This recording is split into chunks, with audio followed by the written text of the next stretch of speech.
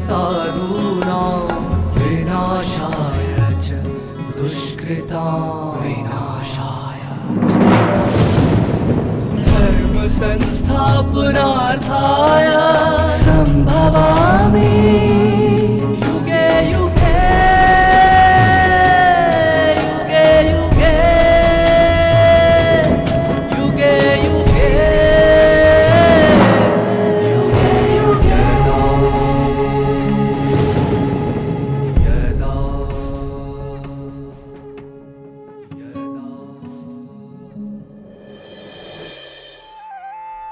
हम सभी परमात्मा के हृदय में ऐसे समाये हुए हैं जैसे एक मां के दिल में उसके बच्चे समाये रहते हैं। इसका यह अर्थ है कि मां और बच्चे के हृदय में एक दूसरे की छवि सदा बनी रहती है। मातृ स्वरूप परमात्मा भी हम सभी वत्सों के दिलों में वास करते हैं। हमारे प्रति उनके भावों को समझने हेतु हमारे मन में उनके लिए श्रद्धा, प्यार और सच्चाई आवश्यक है। ओम शांति।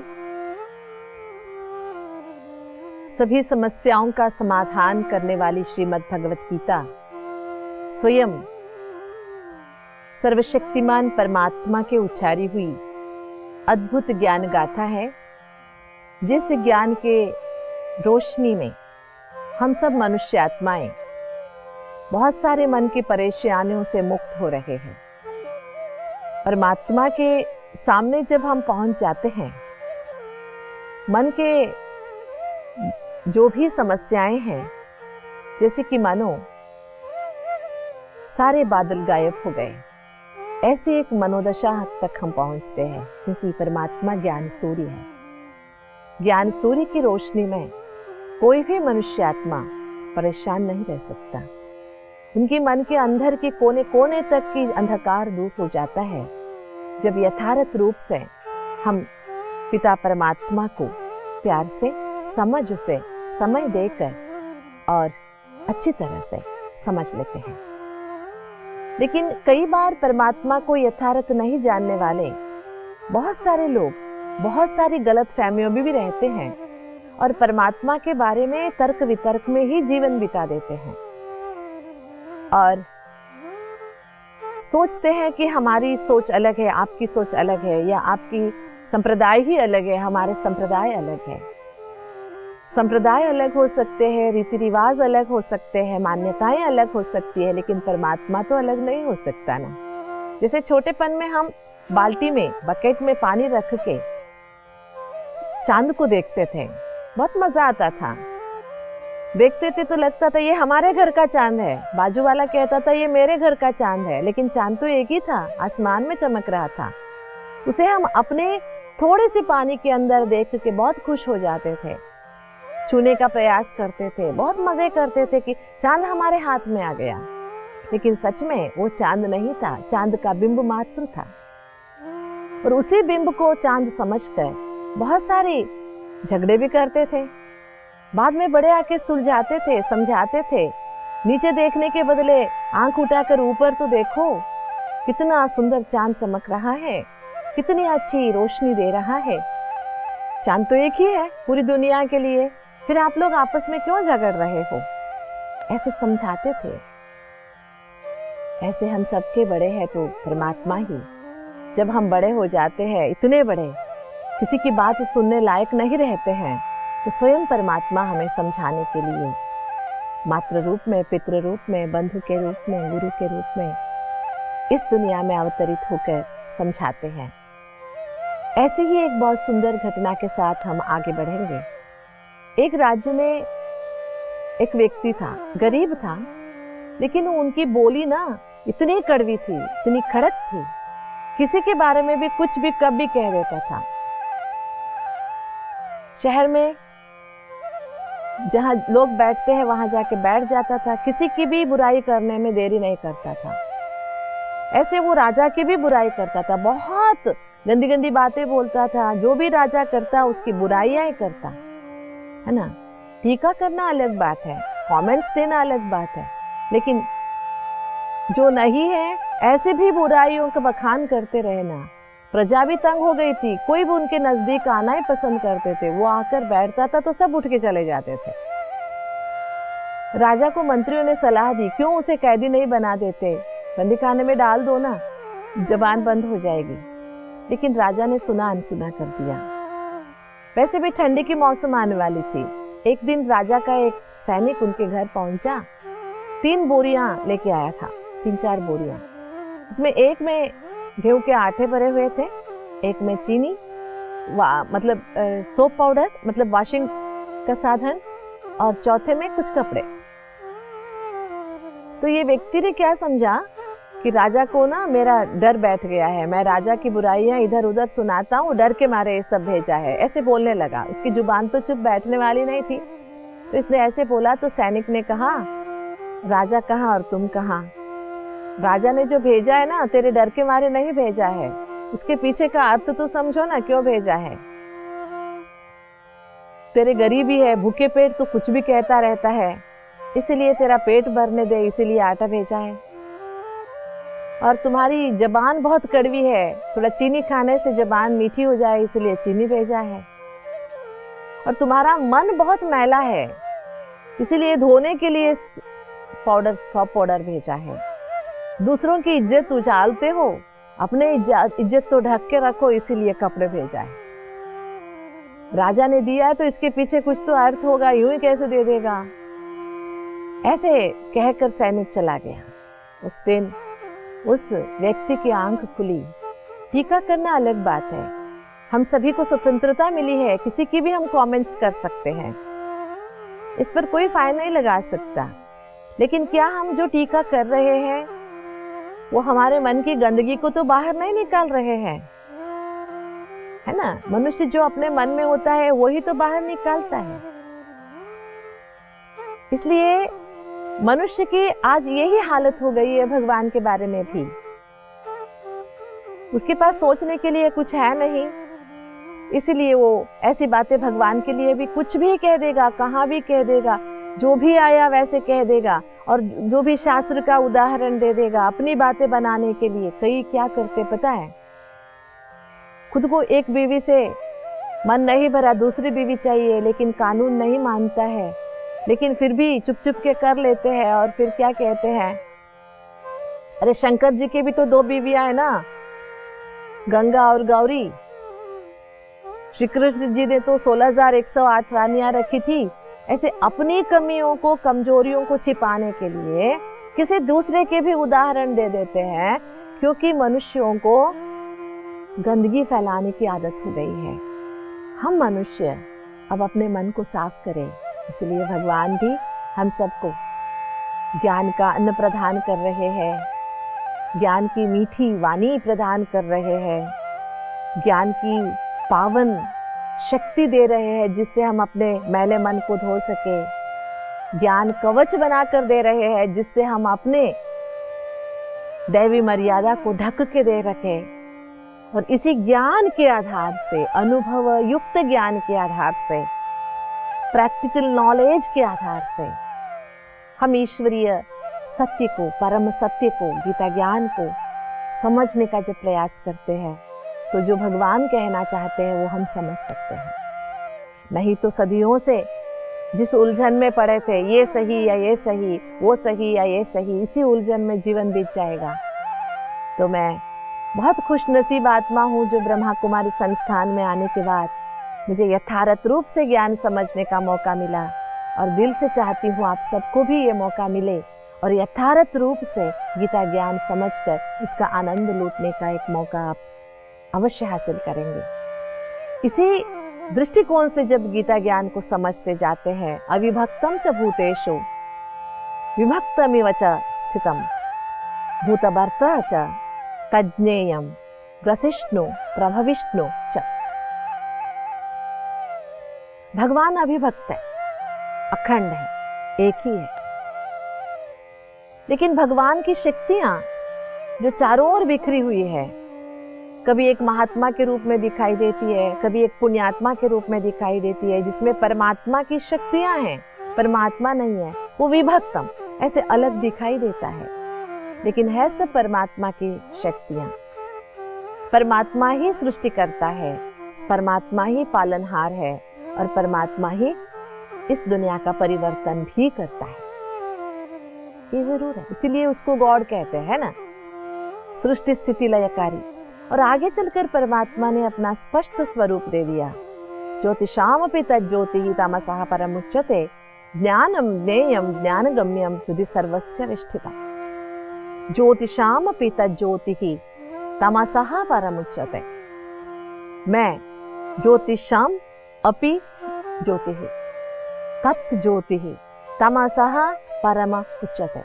अंधकार से परे रहने वाली अति परम ज्योति, अंधकार से परे रहने वाली ज्योतियों में अति श्रेष्ठ ज्योति हूं मैं ज्ञान हूं, मैं ज्ञेय हूं। ज्ञेय माना समझने योग्य, ज्ञान का गम्य भी मैं ही हूं। ज्ञान का गम्य माना उद्देश्य क्या है, और मैं सभी के हृदय में वास करता हूं।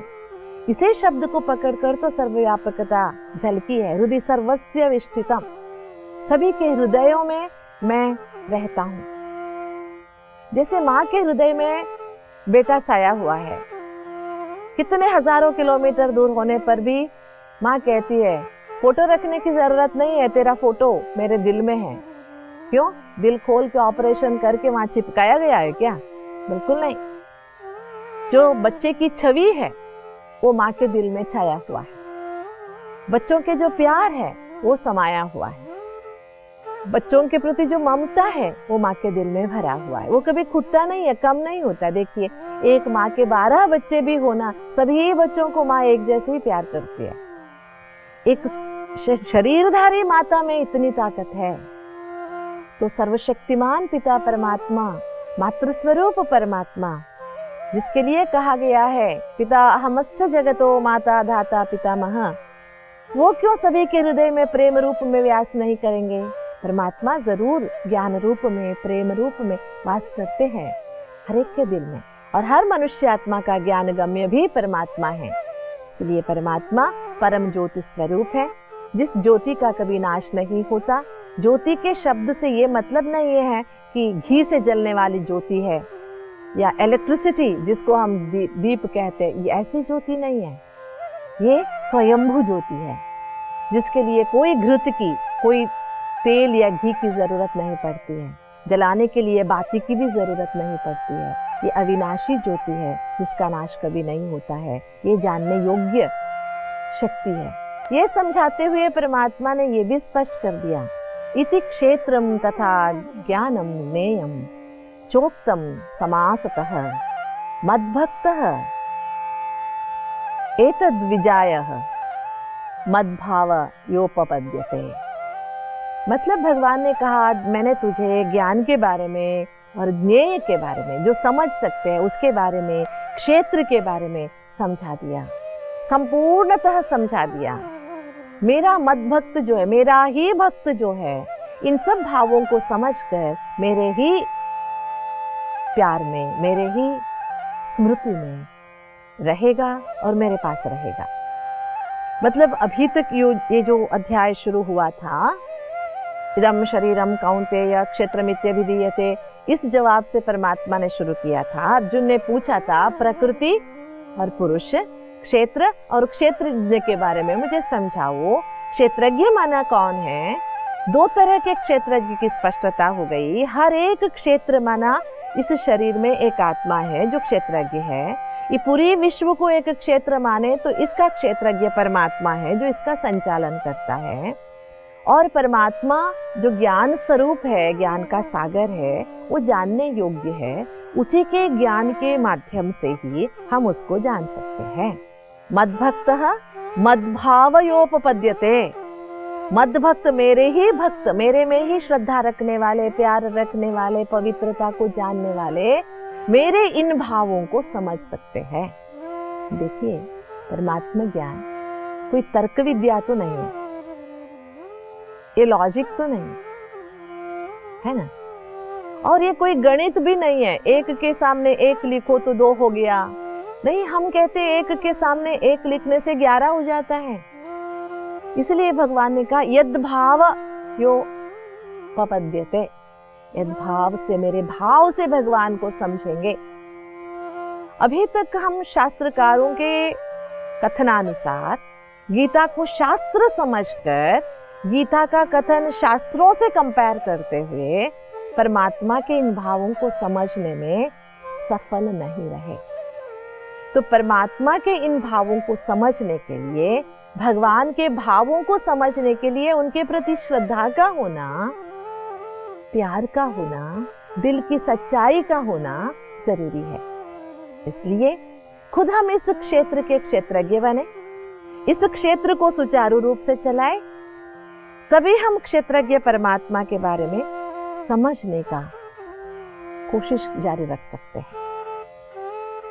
जैसे मंदिर में स्थित भगवान की मूर्ति को देखने के लिए मंदिर के अंदर जाना पड़ता है, अंदर जाने के लिए मंदिर के नियमों का पालन करना पड़ता है।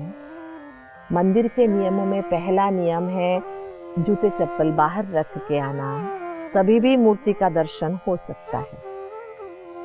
हमारे पूरी दुनिया के रचयिता परमात्मा परब्रह्म को समझने के लिए, परंज्योति स्वरूप जिसके पास अंधकार नहीं, उस परमात्मा को समझने के लिए हमें भी इस देह भाव को बाहर रख कर आना पड़ेगा। यहाँ बहुत अच्छी बातें समझने की है। भगवान के पास कोई अंधकार ही नहीं है, वो परम ज्योति स्वरूप है, ज्योतिलोक के निवासी है। तो उसे पहचानने के लिए हमें भी अंधकार के आवरण से बाहर आना पड़ेगा। अंधकार के आवरण से बाहर आने के लिए हमने जो ये समझ रखा है, ये क्षेत्र के हम क्षेत्रज्ञ है, हमारे अंदर जो ये अहंकार का अंधकार है, इससे हमें मुक्त होना पड़ेगा। एक युवा हाथी कुछ खा रहा था, पेड़ तोड़ रहा था, बड़े बड़े पेड़ के टहलियां तोड़ रहे थे। तो हाथी से पूछा, तुम मानते हो कि मैं जंगल का राजा हूँ? तो बिना पूछे तुम कैसे ये पेड़ तोड़ रहे हो, ये मेरा राज्य है, मुझे बिना पूछे ये पेड़ कैसे तोड़ रहे हो? हाथी को कुछ जवाब देना नहीं था, लेकिन हाथी को भूख लगा हुआ था। बहुत गुस्सा आया, अपने सूंड फैलाकर शेर को ऐसे लपेटा और दूर फेंक दिया। तो एक तो मार खाया और शरीर में बहुत धक्के भी लगे, फिर भी उठकर हाँ, जब तेरे को कहना कुछ नहीं था मैं राजा हूँ, तो मारते क्यों, जबान से कुछ जवाब दे देते, ऐसे कहते हुए भाग गया शेर। ऐसी कहानी सुनी थी, कुछ समझ में आया कहानी का क्या मतलब है? देखिए, शरीर एक राज्य है, हम राजा हैं, लेकिन हम भूल गए हम राजा हैं। राजा कहने से कोई राजा नहीं बनता, वो राजन का जो ताकत होनी चाहिए वो होनी चाहिए।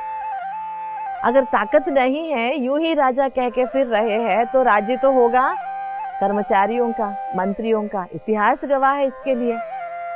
हमारी भी ऐसी कुछ हालत हो गई है, जब हम खुद की राज्य संभाल नहीं रहे हैं, लेकिन अंदर में एक घमंड जरूर है, हम राजा है, हम क्षेत्रज्ञ है। क्षेत्रज्ञ हो, लेकिन क्षेत्रज्ञ की ताकत अपने अंदर है क्या? इंद्रियों के ऊपर अधिकारी हो क्या? मन बुद्धि संस्कार तुम्हारी बात मान रहे हैं क्या? तुम्हारा स्वराज्य ठीक चल रहा है क्या? जब ये हम समझ लेते हैं, केवल कहने से कोई राजा नहीं बनता, अहंकार से कोई राजा नहीं बनता, राजा बनता है योग्यता से। तो उस योग्यता को जब अपनाते हैं, इस क्षेत्र के हम राजा बन जाते हैं, अर्थात क्षेत्रज्ञ बन जाते हैं, ज्ञाता बन जाते हैं, समझते भी हैं और अनुभव भी करते हैं। तो दुनिया का क्षेत्रज्ञ, परम क्षेत्रज्ञ परमात्मा को भी समझने में देरी नहीं लगेगी। लेकिन हम पहले इस अहंकार के अपने खोखले आवरण से बाहर निकले। हम समझते मैं ही सब कुछ हूँ, मैंने ये शास्त्र पढ़ लिया, वो शास्त्र पढ़ लिया, लेकिन जीवन में कितना धारण कर सके? इतना शास्त्र पढ़ने के बावजूद भी परमात्मा से मिलन क्यों नहीं मना सके? जो वाहवाहियां मिल रही है उसी में तो हम खुश हो रहे हैं, लेकिन ये वाहवाहियाँ हमारी कुछ नहीं है। ये शाबाशी जो मिल रही है ना, ये परमात्मा के उस ज्ञान की जो हम कैसे भी करके लोगों तक पहुंचा रहे हैं। लोगों को सच्चाई का पता नहीं है। एक दिन जब पता चल जाएगा तो ये शाबाशी भी रुक जाएगी। आपने कुछ अच्छा किया, लोगों ने शाबाशी दे दी, आपको घमंड आ गया, लेकिन ताकत किसने दी? उसको तो आपने धन्यवाद कहा ही नहीं, फिर घमंड काहे का? इसलिए पहले इस क्षेत्र को अच्छी तरह से संभालना सीखेंगे। इस क्षेत्र को अच्छी तरह से संभालेंगे, यहाँ क्षेत्रज्ञ बनकर पूरी तरह से इंद्रियों को अपने तरीके से संभालेंगे और मन बुद्धि संस्कारों को भी अपनी तरीके से संभालेंगे। ये हमारा स्वराज्य ठीक चलेगा, तभी पूरी दुनिया को चलाने वाले परमात्मा के साथ हमारा अनूठा संबंध भी अच्छी तरह से हो सकेगा। तभी हम ज्योतिषाम पिता ज्योति परमात्मा को ज्ञानम ज्ञेयम ज्ञानगम्यम, उसी को हमारा उद्देश्य बनाकर, मंजिल बनाकर हम आगे कदम बढ़ा सकेंगे। लेकिन इसी मौढ़ी में ना रहे कि मैं सब कुछ जानता हूँ। जैसे है ना, कुएं के मेंढक की बात करते हैं। कुएं के मेंढक ने समझा था यही समुंदर है, लेकिन जब समुंदर के मेंढक से उसकी मुलाकात हुई तो उसने क्या पूछा कि तेरा समुंदर कितना बड़ा, इतना बड़ा है क्या, इतना बड़ा है क्या? फुलाते गया अपने शरीर को और फट गया। ऐसे कहानी सुनते हैं ना, हम भी कुछ ऐसे हो गए हैं। जानना परमात्मा को चाहते हैं, लेकिन बुद्धि की विशालता को अनुभव नहीं कर पा रहे हैं और अपने ही सुनी सुनाई बातों पर, मनमत पर, जनमत पर जीवन बिता रहे हैं। अरे श्रीमत पर चलने की ताकत एक बार रख के तो देखो, परमात्मा खुद श्रीमत के हाथों से हमें आगे बढ़ाएगा और परमात्मा को जानने की जो ताकत हमारे अंदर आ गई है उसे अभी आगे बढ़ाएंगे, दबाएंगे नहीं, कम नहीं करेंगे। इसलिए सुनी सुनाई बातों पर, इधर उधर की बातों पर विश्वास न करते हुए केवल परमात्मा के श्रीमत पर ध्यान देने की हमारी सोच को बरकरार रखने का एक दृढ़ संकल्प अवश्य करें। ओम शांति।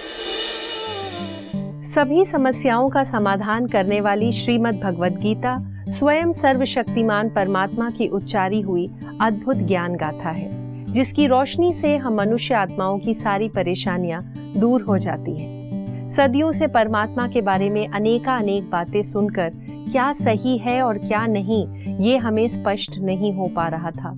परमात्मा को यथार्थ रीति से न जानने के कारण बहुत सारी गलत फहमी में रहकर उनके बारे में तर्क वितर्क में ही हम समय को गंवाते रहे। परमात्मा के बारे में हमारी जो भी मान्यताएं धारणाएं हैं, हम उसी को सच मान लेते हैं। अब हमें सत्य समझाने हेतु परमात्मा स्वयं अवतरित होकर हमारे समक्ष मात्र पितृ एवं बंधु सखा रूप में हाजिर हुए हैं। हमारी बुद्धि का बल बढ़ाने के लिए वे हमें ज्ञान अन्न और मधुर स्वभाव बनाने हेतु मीठी ज्ञान वाणी का उपहार दे रहे हैं और साथ साथ मैले मन को साफ करने के लिए ज्ञान शक्ति तथा मर्यादा ढकने के लिए ज्ञान कवच दे रहे हैं। परमात्मा को समझने के लिए देह भाव का त्याग करना अति आवश्यक है। सुनी सुनाई बातों पर विश्वास न रखकर अब केवल परमात्मा की श्रीमत पर ध्यान देने का एक दृढ़ संकल्प हम अवश्य करें। ओम शांति।